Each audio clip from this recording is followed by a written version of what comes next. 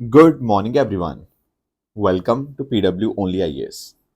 दोस्तों, आप सबको याद होगा कि कुछ महीने पहले यूएस और ईरान का जो युद्ध था उसका इम्पैक्ट बहुत ज़्यादा था दुनिया के अंदर।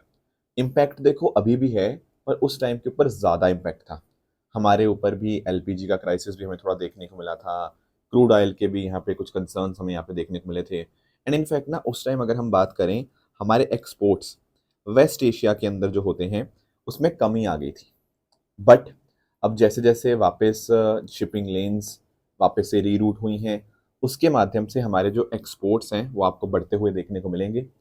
एंड दैट इज़ व्हाई हमारा मर्चेंडाइज़ एक्सपोर्ट यानी कि जो गुड्स का एक्सपोर्ट है, वो 20% इंक्रीज़ यहाँ पे कर गया है। अब देखो अच्छी बात ये रही कि गुड्स में भी बढ़ोतरी आई है, सर्विसेज़ में भी इंक्रीज़ आया है। तो अगर आप यहाँ पे कंपैरिज़न करेंगे जुलाई 2025 और जुलाई 2026 के एक्सपोर्ट का डेटा, तो आपको लगभग $10 बिलियन का यहाँ पे इंक्रीज़ देखने को मिलेगा, जो कि रफ़ली 15% के आसपास इंक्रीज़ आपको देखने को मिल जाएगा। बट दिक्कत पता क्या हुई है? हमारा ट्रेड डेफ़िसिट अभी भी यहाँ पे और उल्टा बढ़ गया है। पॉइंट है वो कैसे? क्योंकि देखो हमारे एक्सपोर्ट्स बढ़े हैं, इसमें कोई डाउट की बात नहीं है, पर हमारे जो इम्पोर्ट हैं, वो और भी ज़्यादा तेज़ी से बढ़े हैं।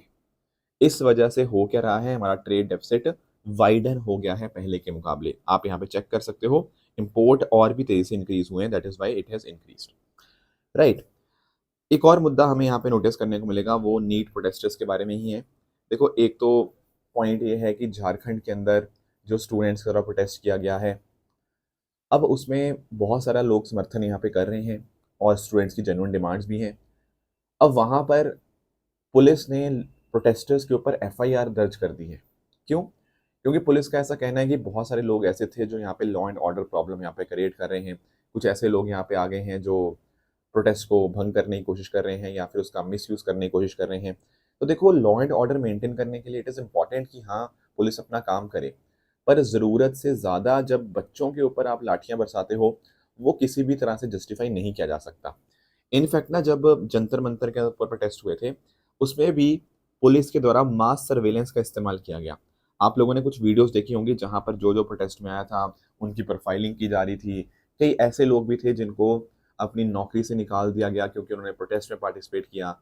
ये सब चीज़ों के रिगार्डिंग सुप्रीम कोर्ट ने एग्री कर लिया है कि हम ये सारी बातें सुनेंगे। अगर पुलिस ने इस प्रकार की मास सर्वेलेंस यहाँ पे करी है, तो उसके ऊपर जो भी क्वेश्चन रेज़ किए गए हैं, तो हम उनको डेफ़िनिटली सुनेंगे और उसके ऊपर फिर अपना फैसला सुनाएँगे। दोस्तों डेट है आज की 14 अगस्त 2026 एंड आप सभी का स्वागत है आज के प्रीलिम बूस्टर न्यूज़ डिस्कशन में।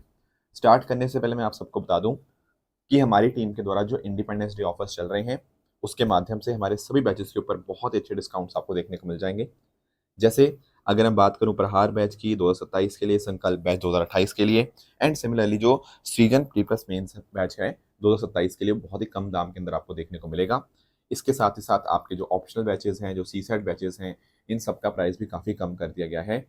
तो इस इंडिपेंडेंस डे के ऑफर्स का आप यहाँ पे बेनिफिट डेफिनेटली कर सकते हो। स्टार्ट करते हैं दोस्तों। पहला टॉपिक आज हमें डिस्कस करना है, that is moon base programme के बारे में।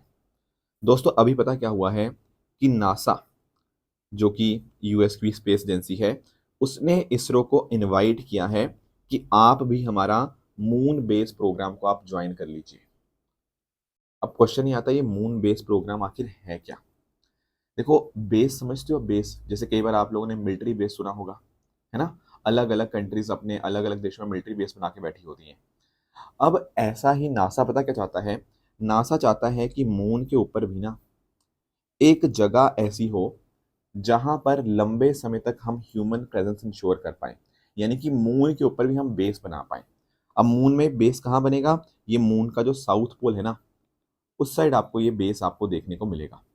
तो इसमें बहुत सारे अलग अलग मिशंस होंगे, कुछ बिना क्रू के होंगे, कुछ क्रू के साथ होंगे, ताकि हम ये समझ पाएँ कि हमारे जब एस्ट्रोनॉट्स वहाँ पर जाएँगे, वहाँ पर रिसर्च करेंगे, तो किस-किस प्रकार की उनको परेशानियाँ आ सकती हैं, कैसे वो वहाँ पे रहेंगे। हर एक चीज़ को स्टडी करने के लिए अनेकों अलग-अलग प्रकार के मिशंस होंगे। फिर हमारे जो वहाँ एस्ट्रोनॉट्स रह रहे होंगे, उनको हमें सप्लाई वगैरह भी प्रोवाइड करनी है। प्रैक्टिकलिटी कितनी है इस चीज़ की, ये देखना पड़ेगा ना। अब इसके लिए जो मिशंस होंगे, तो नासा चाहता है कि इसरो भी उसको यहाँ पे जॉइन करे एंड दैट इज़ व्हाई अभी यहाँ पे India US civil space joint working group जो मीटिंग हुई बेंगलोर के अंदर, उसमें यही बात करी गई।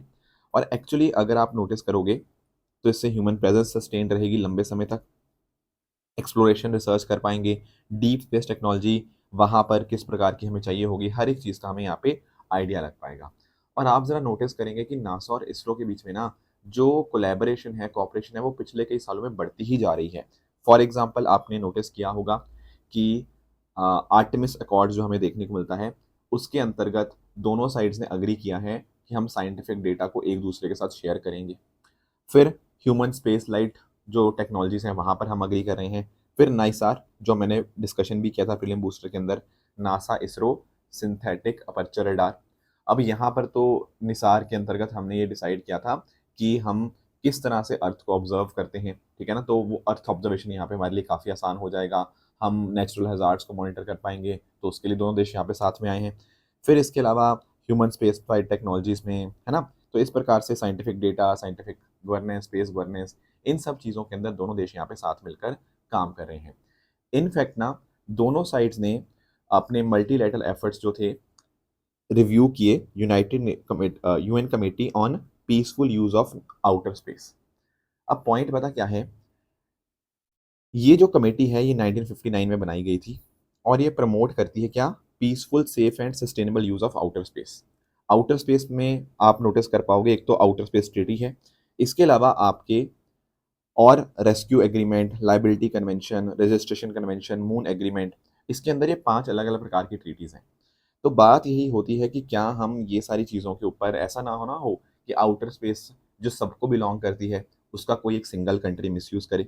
तो उसके लिए हमने ये आउटर स्पेस ट्रीटी हमने यहाँ पे बनाई हुई है और इसके लिए यूनाइटेड नेशन की कमेटी यहाँ पे काम करती है और इसको सपोर्ट किया जाता है by United Nation office for outer space affairs. तो पॉइंट सिंपली ये निकल के आया इस पूरे डिस्कशन से कि नासा का जो प्रोग्राम्स अलग अलग चल रहे हैं एंड अब ये जो मून बेस्ड प्रोग्राम उनकी तरफ से यहाँ पे स्टार्ट हुआ है, उसके अंदर वो चाहते हैं कि इसरो भी उनकी यहाँ पे मदद करे। इसरो का काफ़ी अच्छा खासा एक्सपीरियंस रहा है, जैसे चंद्रयान 1 आपने देखा, चंद्रयान 3 देखा, हमारे जो लैंडर और रोवर हैं विक्रम प्रज्ञान हो गया। तो इसरो का बहुत अच्छा एक्सपीरियंस है लूनर लैंडिंग के अंदर, मोबिलिटी के अंदर, सरफेस को एक्सप्लोर करने के अंदर। तो डेफिनेटली वो सारी टेक्नोलॉजीज़ का इस्तेमाल नासा कर पाएगा और इंडिया को भी यहाँ पे बहुत सारा फायदा यहाँ पे मिल सकता है हमारे अलग अलग प्रोग्राम्स के लिए। तो इस प्रकार से दोनों देशों के बीच में जो कॉपरेशन है वो आपको इंक्रीज होती हुई देखने को मिल जाएगी। आगे आएंगे दोस्तों, अगला टॉपिक हमारे सामने है हालिन्यात आइलैंड्स के बारे में। अब देखो ये जो आइलैंड्स है ना ये आज के टाइम काफ़ी न्यूज़ में है। उसका सिंपल रीज़न यहाँ पे ये है कि एक ऑयल टैंकर था कैरोलिन बेजेंगी के नाम से, ये यहाँ पर ना इस रीजन में यहाँ पे टकराया ओमान के, जिस वजह से बहुत बड़ा ऑयल स्पिल यहाँ पे हो गया। और आप लोग जानते होंगे कि जब इस प्रकार से ऑयल स्पिल वाली सिचुएशन होती है तो उससे इन्वायरमेंट को बहुत नुकसान पहुंचता है। वहाँ जो फिशेज होती हैं, वहाँ जो बायोडाइवर्सिटी, एक्वाटिक फौना फ्लोरा जो होता है, उसको बहुत बड़ा इम्पैक्ट आता है। इसीलिए आज के टाइम के ऊपर इन्वायरमेंटलिस्ट इसके ऊपर एक अच्छी नज़र यहाँ पे बना के बैठे हैं। अब क्वेश्चन यहाँ पे आता है ये आइलैंड आखिर है कहाँ। देखो सबसे पहले आप लोग यहाँ पे ओमान देख पा रहे होंगे, ठीक है, आपको पता है गल्फ ऑफ ओमान के बारे में, आप लोग पर्शियन गल्फ ही पढ़ते हो, पर यहाँ पर मैं स्पेसिफिकली बात कर रहा हूँ ये वाले रीजन की। ओमान के अंदर ही यहाँ पर एक आइलैंड, ग्रुप ऑफ आइलैंड्स आपको देखने को मिल जाएगा, 5 आइलैंड का ग्रुप है जिसको हम हालिन्यात आइलैंड के नाम से यहाँ जानते हैं, राइट। इसको पहले कुरिया मुरिया आइलैंड के नाम से भी यहाँ पे जाना जाता था। ये अल हनाया, ये 5 आइलैंड्स हैं ना, उनमें से एक ऐसा आइलैंड है जहाँ पर आपको लोग यहाँ पे इनहेबिटेड यहाँ पे देखने को मिल जाएंगे।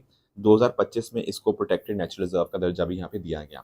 अब यहाँ पर इस आइलैंड के ऊपर sea bird, sea turtle, coral reefs और बहुत सारी आपको मेरीन लाइफ देखने को मिल जाएगी जो कि अभी खतरे में आ गई है because of this particular oil spill, ठीक है। तो अरेबियन सी के अंदर ये लोकेटेड आपको देखने को मिलेगा एंड इसके आसपास का रीजन आपको देखने को मिलेगा दोफार, ठीक है, जो कि खारीफ मानसून के लिए काफ़ी ज़्यादा पॉपुलर है एंड उसका सदर्न ओमानी कोस्ट के ऊपर काफ़ी इन्फ्लुएंस भी आता है बारिश वगैरह के कॉन्टेक्स्ट में।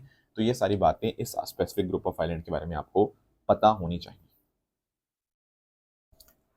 आगे आते हैं दोस्तों, अगला टॉपिक हमारे सामने है संगीत नाटक अकेडमी अवार्ड 2024-25। संगीत तो मीनिंग आप समझते होंगे। देखो जब हम बात करें संगीत नाटक अकेडमी तो होता पता क्या है, कुछ हमारे ऐसे आर्टिस्ट होते हैं जिन्होंने संगीत, ठीक है, मतलब म्यूजिक वगैरह हो गया या आपका डांस हो गया, इंस्ट्रूमेंट हो गया, मास्क मेकिंग हो गया, पपेटरी, फोक ट्राइबल आर्ट, ठीक है, सत्रिया, मणिपुरी डांस, इन सब के अंदर बहुत ही अच्छा जिन्होंने यहाँ पे काम किया होता है ना, उनको संगीत नाटक अकेडमी अवार्ड से यहाँ पे सम्माना जाता है। अब ये अवार्ड जो होते हैं ना, उसके लिए हमारे पास एक अलग से अकेडमी है, संगीत नाटक अकेडमी, जिसको कि 1952 के अंदर हमने बनाया था। और ध्यान रखिएगा कि ये संगीत नाटक अकेडमी मिनिस्ट्री ऑफ कल्चर के अंतर्गत यहाँ पे काम करती है। तो इसका काम यही है कि हमारे देश के अंदर जो अलग अलग आपके फोक आर्ट्स हैं, ठीक है, उनको हम यहाँ पे प्रिजर्व करें, और इसके हेडक्वार्टर आपको नई दिल्ली में देखने को मिल जाएंगे। तो ये तो अकादमी है। इसके बाद दिए जाते हैं क्या, अवार्ड्स।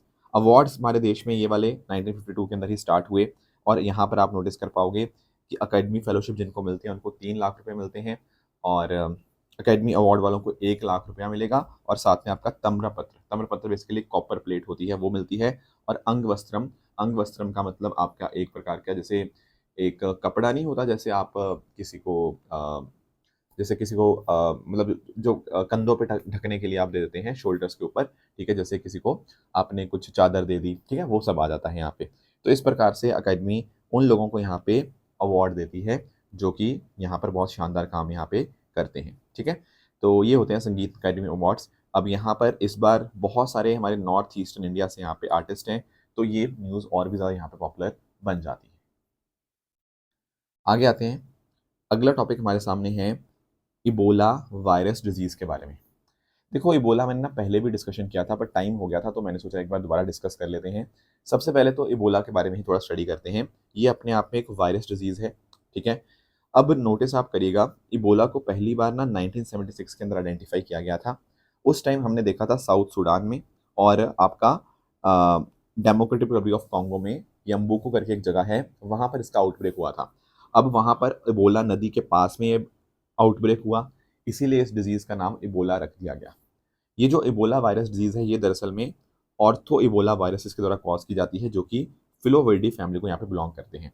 अच्छा, ये कैसे इंसानों तक फैलता है? देखो, नॉर्मली जो इसका रेजर्वायर हमें देखने को मिलता है ना, वो फ्रूट बैट होते हैं। फिर फ्रूट बैट से आगे ये और अन्य अन्य प्रकार के एनिमल्स तक जाएगा। अगर हम उनके कांटेक्ट में आते हैं, ठीक है, उन इन्फेक्टेड एनिमल्स के कांटेक्ट में, उनके ब्लड के कांटेक्ट में, उनके बॉडी फ्लूइड्स के कांटेक्ट में, तो हमारे तक इबोला फैल सकता है। अब ध्यान में ये रखिएगा कि ये हवा से नहीं फैलता, it is not an airborne disease. ऐसा नहीं है कि आप सांस लोगे और सामने वाले बंदे को इबोला हो जाएगा, ऐसा नहीं होगा। ये कंटेक्ट में आओगे आप ब्लड के या और बाकी बॉडी फ्लूइड्स के, उसके माध्यम से यहाँ पे होता है। अब इबोला के भी ना अलग अलग वायरसेस हैं, जैसे सबसे कॉमन आपको जायरे वायरस देखने को मिल जाएगा, पर इसके अलावा Sudan virus, Bundibugyo virus, Tai forest virus, ये सब भी होते हैं, इनसे भी ह्यूमन डिजीज होती है। एक और भी होता है रेस्टोन वायरस, पर इससे इंसानों पे इम्पैक्ट नहीं आता। तो इबोला भी कोई सिंगल नहीं है, इसमें अलग अलग प्रकार के डिफरेंट डिफरेंट टाइप के इबोला वायरस आपको देखने को मिल जाएंगे। इबोला खतरनाक पता क्यों होता है? क्योंकि इसमें फर्टिलिटी रेट बहुत ज़्यादा है। अगर किसी को इबोला हो जाए तो उसकी डेथ के चांसेस बहुत ज़्यादा बढ़ जाते हैं। अब इसमें सोल्यूशन क्या है? सोल्यूशन एक तो ये है कि देखो, कुछ देशों ने यहाँ पे वैक्सीनेशन को अप्रूवल दिया हुआ है, तो जहाँ जहाँ वैक्सीनेशन अप्रूव्ड है, तो वहाँ तो वैक्सीनेशन का इस्तेमाल करना चाहिए। बाकी जगह के ऊपर कोशिश ये रहनी चाहिए कि अपने आप को आइसोलेट रखें, ठीक है, जो पर्सन है जिसके ऊपर कुछ सिम्टम्स वगैरह आ रहे हैं उसको थोड़ा अलग कर लें, पीपी किट्स का इस्तेमाल करें, ठीक है, इन्फेक्शन कंट्रोल मेजर अपनाएं, और जिसकी डेथ हो जाती है उसको यहाँ पे सेफली बरी करें, तो ताकि ना उसके बॉडीली कॉन्टैक्ट के अंदर हम यहाँ पे ना आ पाए। बाकी अगर किसी को हो जाए तो ट्रीटमेंट तो यही है कि जो भी उसके सिम्टम्स हैं हम उनको यहाँ पे ट्रीट करें, ठीक है, उनको फ्लूइड वगैरह, उनको इलेक्ट्रोलाइट मैनेजमेंट उनकी बॉडी का होना चाहिए। फिर अगर एक्सट्रीम केसेस के अंदर यहाँ पे एंटीबॉडी थेरेपीज़ या मोनोक्लोनल एंटीबॉडी थेरेपीज़ भी यहाँ पे होती हैं।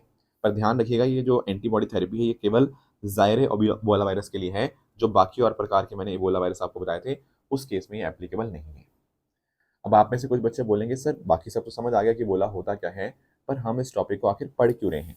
देखो, पॉइंट पता क्या है, आज के टाइम ना DRC, democratic Republic of Congo के अंदर बहुत बड़े स्तर के ऊपर इबोला का आउटब्रेक चल रहा है। और यहाँ पर डब्ल्यूएचओ ने ये बोला है कि जिस प्रकार से अभी खतरनाक स्थिति यहाँ पे डीआरसी के अंदर है, ऐसा भी हो सकता है कि जो लगभग 10 साल पहले या 12 साल पहले 2014 से लेकर 16 के बीच में जो इबोला का आउटब्रेक हुआ था ना, शायद उससे भी खतरनाक ये वाला हो सकता है। तो बहुत ज़्यादा चिंता बढ़ गई है अफ्रीकन कॉन्टिनेंट के अंदर, डीआरसी के अंदर, कि अगर इतने बड़े स्तर के ऊपर हुआ जो 2014-16 से भी ज़्यादा खतरनाक हुआ, तो बहुत सारे लोगों की यहाँ पे आपको डेथ देखने को यहाँ पे मिल सकती है, जो कि अपने आप में दुनिया के लिए बहुत ही कंसर्निंग बात बन जाएगी। नेक्स्ट आते हैं, अगला टॉपिक हमारे सामने दोस्तों है शिप रिसाइकलिंग के बारे में। देखो शिप रिसाइकलिंग का मतलब क्या है?